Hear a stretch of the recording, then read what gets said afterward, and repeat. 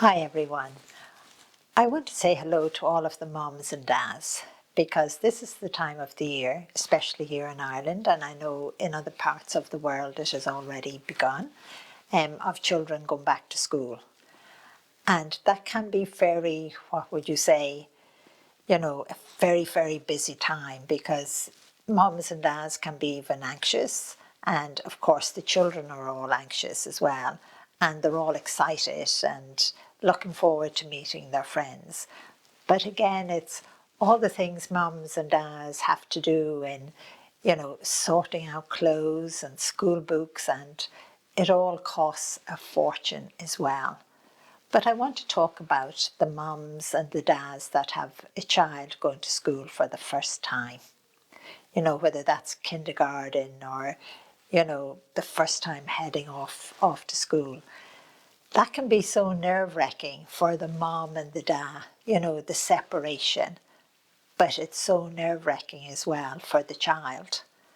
I have heard so many times, moms and dads saying, oh, I felt so guilty leaving them there because they were hanging on to me. They were so afraid. They wanted to come back home and they were crying.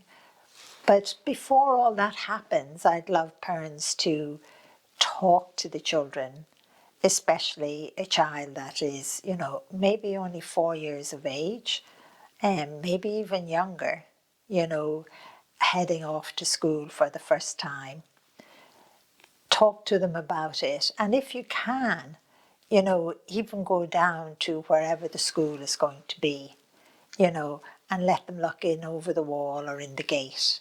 And I know a lot of different kind of schools, they have a day where the children can visit as well, just to give them the atmosphere and to know that it's okay. Because you've got to remember, some children are so shy, and the separation from mom or from dad, whoever the child lives with the most, can be really hard. If dad's off to work every morning, it's not so bad. But if mom is at home all of the time, to the child, that separation from the mom can be really, really hard for the child as well as the mom, pulling those heartstrings, tearing one's heart apart in that way. And it can go the same for the dad as well, depending on whether it is the dad that's home most of the time.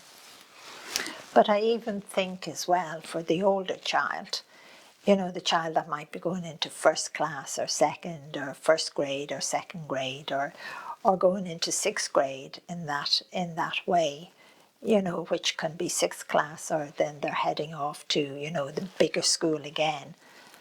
That can be very nerve-wracking as well, and yet very exciting for a child. And I think it's just so important for parents to reassure their teenager or their younger child that they'll always be there for them. I know when teenagers head into the big school and there's so many children and so many classes, it can be kind of overwhelming for a while. But the other part I know as well, if you share with your child and give them the comfort and the confidence and the courage that school will be okay, that it'll be good, that they'll have fun as well. And for a parent to remind them that, mom and dad are always there for them. They can tell them all about their day. So when your child comes home from school, ask them how did they get on. Ask them where were they sitting. Even if you knew where they were sitting, you still ask them, and you ask them, well, who was in your class? Did you recognize anyone in your class? Did you know them before? Do you know their name? Did you play with them? Did you talk with them? Did you have lunch with them? It's kind of, what did your teacher give you to write? Or what did you do? What did your teacher look like? What's your teacher's name? It's like, and that conversation can go on for weeks and weeks and even months. And then it means that the parent has got into the habit of asking their child how their day was at school. But the real important thing is that the child has got into the habit of sharing the day at school. You know, not just the good things at school, but maybe some of the things that worry them as well at school, or maybe something about a friend at school as well. So that relationship needs to grow. Even when a child gets confident, it kind of gives them so much reassurance in their life. And even, you know, when they grow up and they go out for that first job, you know, it's like heading off to school again, you know, in that way. But they will have built up that confidence that the parents and the teacher has given them, but what they have gained as well in experience of, you know, relationships with other children and other young people, and homework. I love homework. I know most children don't like homework, and most teenagers don't like homework either. But it's kind of, you know, to explain to a child or a teenager how important homework is. You know, I would often say to adults, you know, young children do their homework all the time because they're so enthusiastic to learn, you know, and they don't even notice it's homework.